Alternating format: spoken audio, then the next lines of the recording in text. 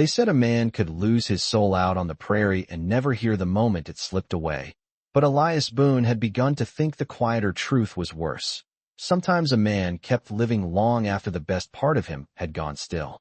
On that night the wind came low and hard across the Wyoming flats, dragging dust over the frozen ground like a broom over old bones, and the little cabin at the edge of Bitter Creek looked less like a home than something left behind by mercy. A single lamp burned in the front window. A narrow trail of smoke climbed from the stovepipe and bent east under the weather. Inside, the fire snapped in the iron stove, steady but tired, throwing a weak orange glow across rough pine walls, a tin coffee cup, a Bible with a cracked spine, and the empty chair. Elias never moved from the corner. He sat with his hands spread toward the heat, broad hands gone dry and lined from years of rains, barbed wire, and winter work, listening to the boards settle under the cold. Supper had been beans, hard bread, and silence. Most nights that was enough. Most nights silence was all he had left to answer to. Then came the knock. Not loud. Not the heavy knock of a drifter wanting whiskey or trouble. Not the sharp hammering of lawmen who liked to arrive after dark so they could feel bigger in a lantern light. This sound was smaller than that. Careful. Like the person outside had learned to apologize before asking the world for anything at all. Elias lifted his head. For a second he thought the wind had thrown a branch against the door. But the knock came again, gentle and uncertain, and he rose from his chair with the slow caution of a man who lived too far from town to take chances lightly. He did not reach for the rifle over the mantel. He looked at it. Then he looked away. By the time he crossed the room had gone so quiet he could hear the scrape of his own boot soles over the plank floor and the soft hiss of sap burning in the stove. He opened the door 3 inches first, enough to let the cold rush in like river water. Snow had not fallen, but the air carried that raw metallic smell that came before it, and standing on the porch under the weak spill of lamplight was a young woman wrapped in a worn brown blanket, her dark hair damp at the ends, her face pale from the cold except for the windburn high on her cheeks. She was Apache, even half hidden in shadow. Elias knew it from the lines of her face, the braid, the old silver at her throat, and the way she held herself as if the earth under her feet belonged to her more than any roof ever had. But what struck him was not who she was. It was how hard she was trying not to shake. Her hands were drawn tight under the blanket. Her lips had lost their color. Her eyes, dark and watchful, moved once past him into the warm room, and then quickly down again, as though she had no right to look too long at comfort. When she spoke, her voice was barely above the wind. "May I warm up by your fire?" That was all. No story, no tears, no plea practiced to soften a stranger. Just that one question, so quiet it nearly disappeared between them. Elias stood there with the door in his hand and the cold pushing at his back, and something inside him, something stiff and buried and nearly forgotten, shifted 1 inch from where it had been for years. Out on the prairie there were rules men pretended were natural because they made cruelty easier. White men kept to white towns. Apache kept to Apache ground when they were allowed any at all. A woman alone after sundown was a warning in itself. A woman from a people the territory had spent years mistrusting was, to most men, a reason to bolt the door tighter. Elias knew all of that. He also knew what he saw in front of him. Not danger, not deceit, just cold and exhaustion, and the look of someone braced for humiliation before it had even arrived. The blanket had slipped enough for him to notice the hem of her dress was wet with mud nearly to the knee. She had been walking a long while. More than that, he noticed she never tried to step forward. She stayed where the porch boards ended and the dark began, as if even the threshold was something. She would not cross without leave. He glanced once toward the empty chair in the corner, then back at her. The wind pressed a strand of hair across her face. She did not lift a hand to move it. She only waited. Elias opened the door wider. "You can come in," he said, and when she looked up, startled less by the words than by the plainness of them, he stepped aside and added, "You do not have to earn a place by the fire." For the first time that night, something changed in her expression, not trust, not yet, but a small, wounded kind of disbelief, as though those words had reached a part of her that had gone cold a long time before the rest of her body did. And she crossed the threshold like a person entering not a cabin, but a life she had never once been told she was allowed to imagine. The warmth did not reach her all at once. It gathered slowly around the edges of Nita's veil, first at her hands, then along her shoulders, then in the stillness of her face, as if her body had forgotten the order in which comfort was supposed to return.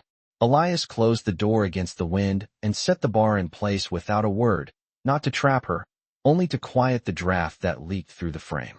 The cabin settled again into its familiar sounds, the stove breathing heat, the lamp humming low, the dry tick of cooling iron near the hearth. For a moment neither of them moved. She stood just inside the room with the blanket wrapped close, her boots leaving dark half-moons of melted frost on the floorboards, while he gave her the kind of space most men never thought to offer. Then Elias took the coffee pot off the edge of the stove, found the cleaner of his 2 tin cups, and poured what remained into it. The smell rose at once, bitter and plain, carrying notes of scorched beans and hot metal. He set the cup on the table near the fire and stepped back. "It is hot," he said. She looked at it, but did not reach. Her eyes flicked to his face, then to the door, then to the empty corners of the room, measuring what kind of place this was and what kind of man kept it. Elias knew that look. He had seen it in strays, and once in his own reflection after the fever took his wife 3 winters ago and left the cabin sounding larger than a church. A creature that had gone too long without gentleness did not trust it when it finally came. "You can sit," he said, nodding toward the chair by the stove. She hesitated before lowering herself onto the very edge of it, as if she meant to rise again at the first wrong note in his voice. Up close he could see that she was younger than he had first thought, not a girl, but not far removed from one either, with the sort of face hardship sharpened too soon. A faint line of dust crossed one cheek where the wind had pasted it there. Her braid had loosened in the weather. At her throat, half hidden beneath the fold of her blanket, the silver pendant caught the firelight and gave back a pale crescent gleam. Elias turned away before she could mistake his noticing for interest of the wrong kind. He moved to the shelf, took down a jar of sorghum and the last heel of cornbread, and set both on the table without ceremony. "There is bread if you want it," he said. Her gaze lingered on the food longer than it had on the fire. Still she did not touch anything. Finally she spoke, so softly he nearly missed it under the crackle of the stove. "Why are you helping me?" The question sat between them heavier than if she had asked his name. Elias rested one hand on the back of the other chair and considered the truth. Outside, a man could say he helped because it was Christian, or because a storm was coming, or because no decent person sent a freezing woman back into the night. Those things were true enough, but they were not the heart of it. "Because you were cold," he said at last. She looked at him in a way that made the room feel smaller, as though that answer had struck some locked place in her, and she did not yet know what to do with the sound of it. "Most people need a reason," she said. Elias gave a faint shrug. "Most people talk too much." Something almost moved at the corner of her mouth. Then, not a smile, not fully, but the memory of how one might begin. It vanished as quickly as it came. She reached for the cup at last, wrapping both hands around it before taking a careful sip. The heat made her shut her eyes for one brief second. When she opened them again, the wariness was still there, but it no longer stood alone. Elias sat across from her, not close enough to press, not far enough to feel cold. In the lamplight she could see the plainness of his life. The patched coat hanging by the door, the boots drying near the stove, the ledger on the shelf with only a few pages used, the clean plate already put away after a supper for one, and the empty chair in the corner, older than the others, untouched by dust because he still wiped it down. Her eyes stopped there. "Wife," she asked quietly. "Was," Elias said. He did not add more. He had learned grief turned sour when handled by strangers. Nita lowered her gaze in respect, and in that silence some small understanding passed between them, not of history, but of absence. The wind pressed against the walls again. Somewhere outside, a loose length of tin gave a dull rattle and then settled. Nita took another sip of coffee and then, with movements careful enough to seem borrowed, tore off a small piece of cornbread. She ate like someone who had gone a long way on little. Elias pretended not to notice how hungry she was. That was another form of kindness, he had found, letting a person keep their dignity while need did its work. The fire threw a warmer glow now, and some color had begun to return to her face. He saw then that her hands were fine-boned but roughened at the palms, not the hands of someone raised to idleness. On the third finger of her left hand, there was a faint mark where a ring had once rubbed or where one had nearly been forced there. He did not ask. Instead, he reached for the poker and shifted a log inside the stove. Sparks climbed bright behind the grate and faded. "You can stay until the wind eases," he said. Her head lifted sharply. "Only until the wind eases?" He glanced at her, catching the question beneath the question. "You can stay? Until you decide where you need to go?" he said. The room went very still after that. Nita set the cup down with both hands, slowly, as though afraid anything sudden might break the moment. Then she looked at him with an expression he had not seen on her face before, something worn thin by years, and suddenly asked to bear hope. Beyond the window, the prairie lay black and endless, and somewhere out there was whatever had driven her to his door. But for the first time since she had crossed his threshold, she stopped listening to the night as if it owned her. For a long moment, neither of them spoke. The fire kept its own language, soft and steady, licking at the black iron with little sounds like dry paper folding in the dark, and the lamp threw a pale ring over the table where the coffee cup sat between them, still steaming. Nita did not look toward the door now. That was the first change Elias noticed.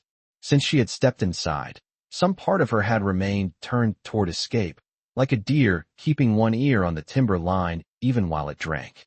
But after his last words, after he told her she could stay until she chose her own road, that watchfulness shifted. It did not leave her. He doubted it ever truly left people who had learned too early what the world could take. Still, it loosened enough for her to breathe deeper, enough for her shoulders to lower beneath the blanket, enough for the room to begin feeling less like a hiding place and more like shelter. Elias had seen storms break over the plains in much the same way. Not all at once.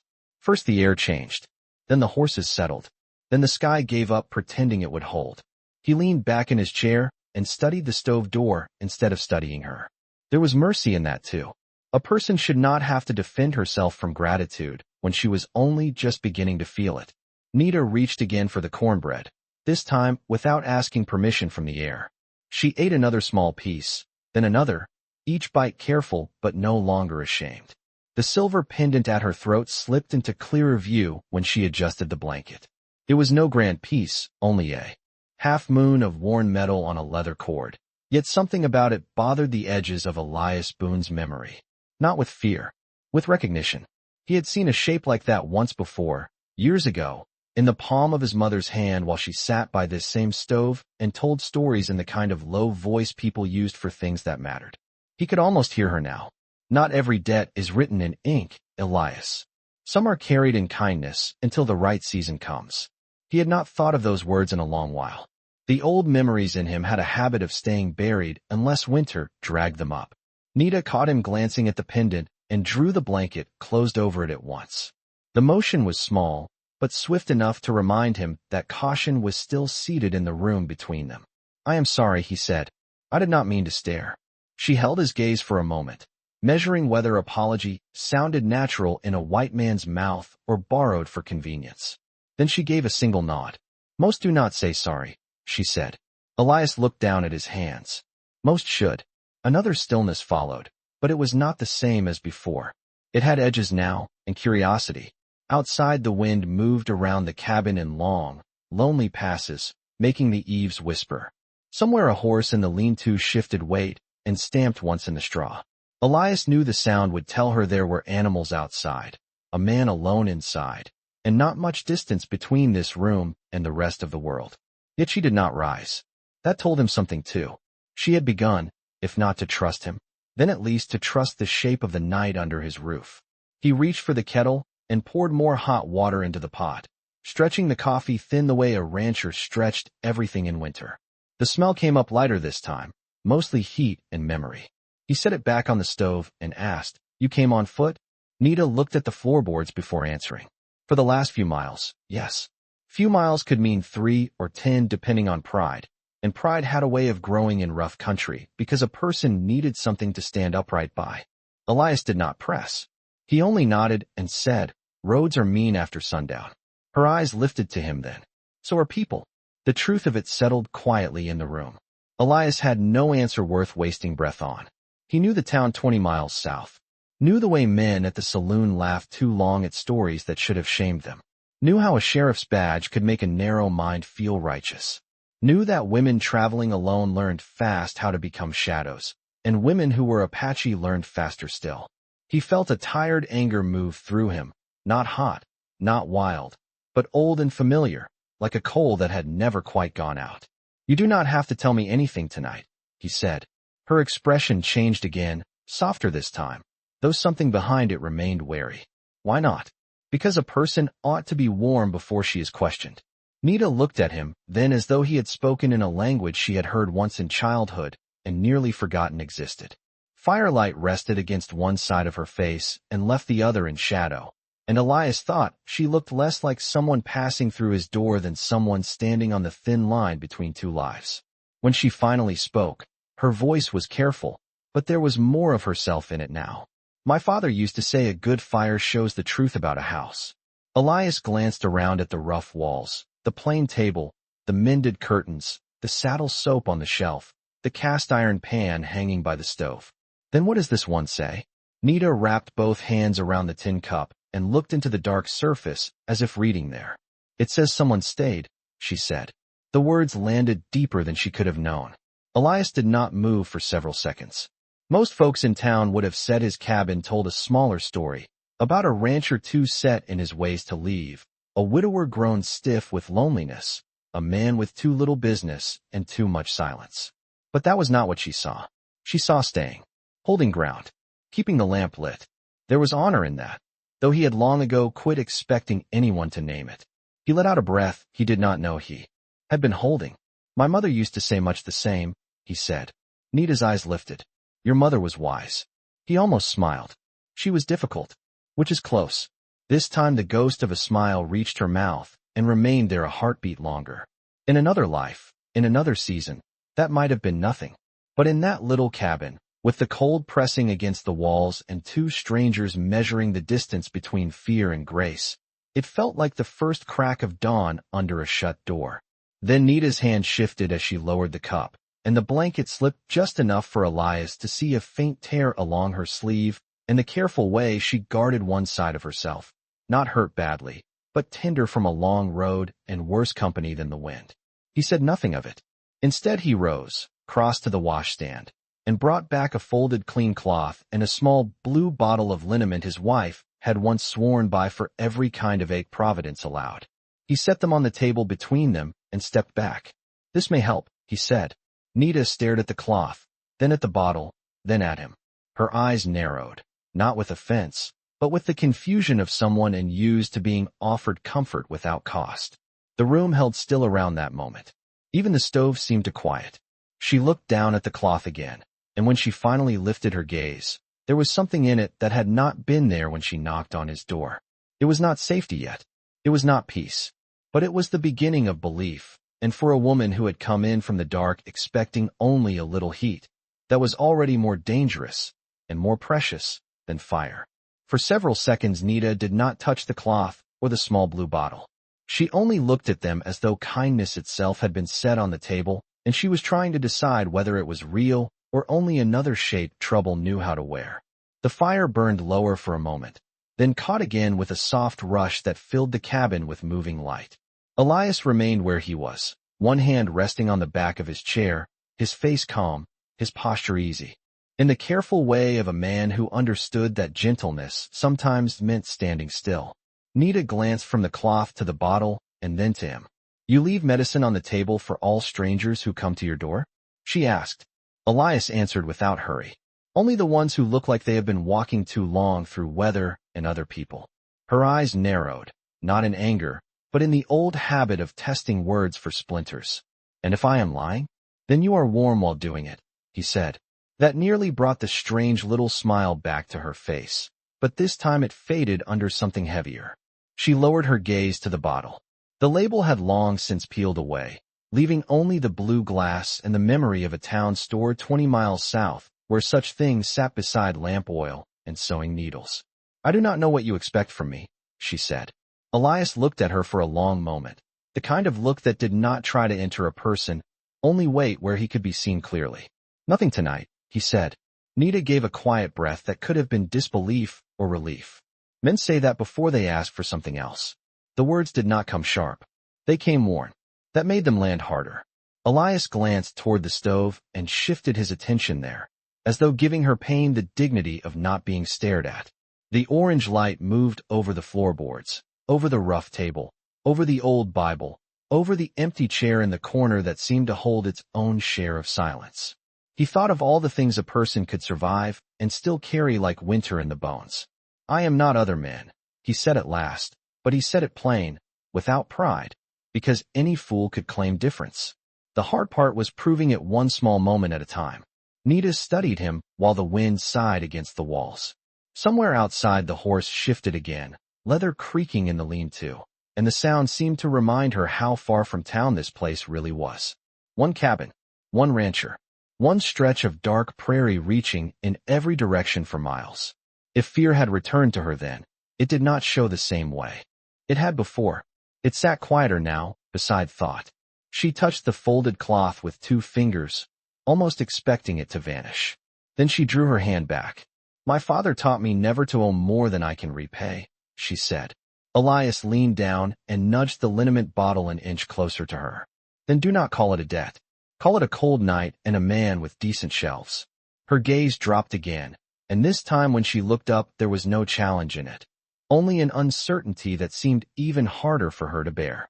"You talk like a preacher who quit the church," she said. Elias let out a sound that was not quite a laugh, but close enough to warm the room another degree. "My mother would say that is an insult to both professions." The answer surprised her into a real smile then, small and quick, but honest. It changed her face more than the fire had. Under the dust, the cold, and the long caution of the road, there was something bright in her, something meant for sunlight rather than flight. Elias saw it and looked away almost at once, not because he did not want to see it, but because he knew better than to make a woman feel cornered by being noticed too fully. Nita took that in as well. She had been reading him from the first moment, and she could tell now that his restraint was not emptiness. It was character. Slowly she lifted the cloth, uncorked the blue bottle, and tipped a little onto the fabric. The sharp smell of camphor and wintergreen opened in the cabin, clean and medicinal, stirring old associations in Elias of seasons when his wife had worked sore hands after a hard freeze or soothed a twisted ankle after calving time. Nita winced faintly at the smell, then moved the blanket just enough to touch the cloth to her forearm where the sleeve was torn. Elias looked toward the stove again. He did not need to see the mark to know there was one. What mattered was that she had accepted help. That alone felt larger than anything either of them had spoken out loud. After a while she said, "You live here alone year-round?" "Yes." "Even in winter?" "Especially in winter." "Why?" Elias rested his forearms on the table. "Because the cattle still need feeding. Because fences fall whether a man is lonely or not. Because some places grow into you until leaving feels like cutting off your own shadow." Nita listened to that with her head slightly tilted, the way a person listens when the words are answering more than the question asked. "And because of the chair," she said softly, glancing toward the corner. Elias followed her gaze. The empty chair sat where it always had, angled just so, with the old woven cushion his wife had made one spring when the river ran high and the mud kept everyone indoors. He had never explained to anyone why he kept it there. Most folks would not have understood. Some losses did not ask to be fixed. They only asked to be honored. "Yes," he said, "because of the chair." Nita folded the cloth once more and set the bottle down with great care. "In my mother's lodge," she said, after someone was gone, "we kept their cup near the fire for 4 days. So the spirit would know it was still welcome before it went on." Elias turned that over in his mind, feeling the weight and grace of it. "That is a good custom," he said. She nodded. Better than pretending the place was never lived in. Outside, the night pressed close against the window glass. The lamp flame bent slightly in a hidden draft and then steadied. Elias noticed that Nita had shifted in the chair without seeming aware of it. She no longer perched at the edge like a bird ready to bolt. She sat farther back now, the blanket loosened at her shoulders, the cup warmer in her hands than before. Even her voice had changed. Less whisper, more person. He rose from the table, and she followed the motion with her eyes, but did not tense. He crossed to the stove, opened the little iron door, and laid in another split log. The wood caught after a moment, and a stronger light washed through the room, filling the spaces that had remained dim. In that brighter glow the pendant at her throat slipped free again. Half a moon of worn silver on a leather cord, scratched by time, but polished where fingers had touched it often. Elias saw it clearly now and felt something old move in his chest like a hand. Turning a page. My mother knew a piece like that once, he said before he could stop himself. Nita went very still. Her hand rose at once to the pendant, covering it completely. The room changed around that silence. Not with danger, with memory. Elias realized he had stepped close to a door neither of them had expected to find open tonight. Firelight flickered over Nita's face as she held the pendant beneath her palm, and when she finally looked at him, the softness that had begun to gather in her was touched now by surprise and something deeper, something near the edge of old family stories and names spoken only with care. "Who was your mother?" she asked, and the question, though quiet, carried enough weight to make Elias understand that whatever answer he gave next might shift the whole shape of the night. The question stayed in the room a long time after Nita asked it, as though the cabin itself had paused to listen. Elias stood by the stove with one hand resting on the iron latch, feeling the heat against his knuckles while the rest of him turned back through years he did not often visit. Firelight moved across the ceiling beams and over the rough-cut walls, touching the old marks of weather, work, and time. Outside, the wind had lost some of its anger, but it still moved along the prairie in low, restless passes, brushing the cabin like something searching for cracks. Elias looked at Nita and saw that her hand had not left the pendant at her throat. She held it the way a person held more than silver. She held memory. "My mother was named Margaret Boone," he said at last. "Folks called her Maggie." Nita said nothing. Her face remained still, but her eyes sharpened, and he knew the name had not answered enough. Elias understood. Names meant little on the frontier unless they carried a story behind them. "She came west from Missouri before I was born," he continued. "Married my father in Kansas Territory. Lost him young. Came farther north after that, and kept a small place with more grit than money. One winter, before I was 10, she took sick on the trail coming back from Fort Laramie. Snow came early that year, the kind that turns every mile into 3. She would have died out there if a family had not found her." Nita's fingers tightened around the pendant. Elias saw it, and something in him settled into certainty. "They brought her into camp," he said. "Kept her warm. Fed her broth. Waited out the storm. She used to tell it like scripture. Said she had been treated with more dignity under a canvas shelter than she ever got in some white-run towns."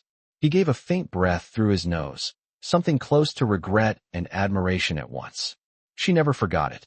Nita lowered her hand from the pendant very slowly, as if she no longer needed to hide it. The silver half-moon lay clear against the dark fabric of her dress, catching the fire in its worn curves. "My grandmother wore one like this," she said. Elias did not speak. He knew enough now to let truth walk the last few steps on its own. Nita looked into the flames instead of at him, and when she spoke, her voice had changed. It carried the soft, distant cadence of something learned by hearing it repeated many times, not from books, but from elders beside winter fires. "My grandmother used to tell us of a white woman who arrived half-frozen with a broken wagon trace, and a mule too stubborn to die. She said the woman apologized for being alive before she even asked for help." Elias felt the corner of his mouth move despite himself. "That sounds like my mother." Nita's eyes lifted to his, and now the disbelief was gone from them. In its place was wonder edged with sadness, the kind that came when a story told to children suddenly stepped out of the past and took a seat at the table. "My grandmother," said the woman, "tried to pay them with a pair of silver earrings and 3 buttons sewn with blue thread," Nita said. Elias gave one slow nod. "She had a dress with blue thread at the cuffs. I remember it. My mother laughed telling that part. Said your people gave the earrings back and told her kindness was not merchandise." Nita looked down at the pendant again. "My grandmother gave this to my mother years later," she said. "She said it was shaped like the moon the night they watched over a woman who thought she was alone in the world." Elias felt the room grow quieter than before.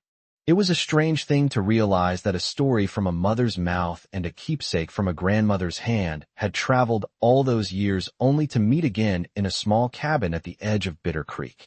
The frontier was wide enough to swallow men whole and still leave room for silence. yet sometimes it folded in on itself with a precision that felt almost holy. He returned to the table and sat down more slowly this time. Then my mother owed your family more than she could ever repay, he said. Nita shook her head. No, she remembered. That was enough for my grandmother. Her people believed forgetting was the true poverty. Elias looked at her across the light. That sounds wiser than most sermons I have heard. Nita almost smiled again, but the expression softened into something more fragile. She said remembering is a fire too. If you carry it right, someone else gets warm. Elias let the words settle. He had spent years thinking grief was the only fire he kept alive in this cabin. Yet here was another kind, older and gentler, burning clear between them. He noticed then that Nita no longer sat with her body angled toward the door. She had turned fully toward him without meaning to. Trust had not arrived all at once. It had crossed the floor in pieces. A cup of coffee, a cloth and a blue bottle. A shared custom about the dead. A story carried across generations. Now it sat quietly in the chair beside her, not speaking, but present. I used to think my mother repeated that story because she was lonely for the years before the world wore her down, Elias said. Nita tilted her head. And now? Now I think she was afraid I would grow up like the men in town. Men who believe kindness only counts when it is paid back in public. Men who mistake hardness for strength. Firelight flickered in Nita's eyes. My father used to say a hard man is often only a frightened one with better boots. Elias let out a low sound that this time truly was a laugh, brief and quiet, but real. Your father sounds like a man worth hearing. He was, Nita said, and then the warmth in her face dimmed a little. Elias saw the shadow pass there. It was not grief in the fresh sense. It was the older ache of someone separated from what steadied her. He did not ask where her father was. Some absences arrived with answers a person was not ready to offer. Instead, he reached for the coffee pot and poured what little remained into her cup and then into his, stretching the last of it between them. The brew was thin now, mostly heat and habit, but it felt fitting all the same. They sat there with the cups in their hands and the stove making soft work of the cold, while the night leaned close outside like a thing barred from entry. After a while Nita said, When I came to your door, I thought I was stepping into another lesson. Elias looked at her. What kind? The kind women learn when the world sees they are tired. He held her gaze, waiting. She looked down into her cup. That warmth is never free. That a roof always belongs more to the man beneath it than to the woman invited inside. Her words were plain, but the wear in them gave Elias a glimpse of roads, rooms, and faces he did not need described to understand. He set his cup down and folded his hands loosely on the table. I am sorry for every man who taught you that, he said. Nita's fingers stopped where they were wrapped around the tin. The silence after that was deep and living. He had apologized before, but this was different. It was not for a stare or a misstep. It was for a whole burden she had carried too long.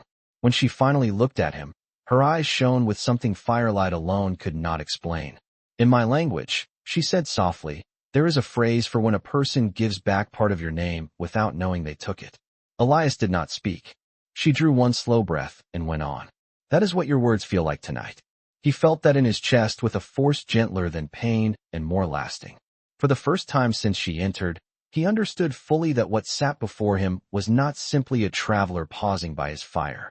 She was a woman standing at the narrow edge between being hunted by the world's expectations and choosing a life of her own. And somewhere beyond, the walls of the cabin, beyond the miles of frozen ground and the black hills under starlight, there were people or promises still reaching for her. He saw it in the way her hand moved once toward the pendant when the wind shifted outside, as if memory itself had footsteps. Then, just as Elias opened his mouth to ask nothing more than whether she wanted another log on the stove, a sound came faintly through the night. Not loud, not near, but unmistakable. The soft, measured ring of a horse's tack carried by the wind from somewhere beyond the lean-to. Nita heard it too. Every trace of warmth in her posture stilled at once, and though she did not rise, Elias saw in her face that whatever road had followed her to his door had not yet lost the trail.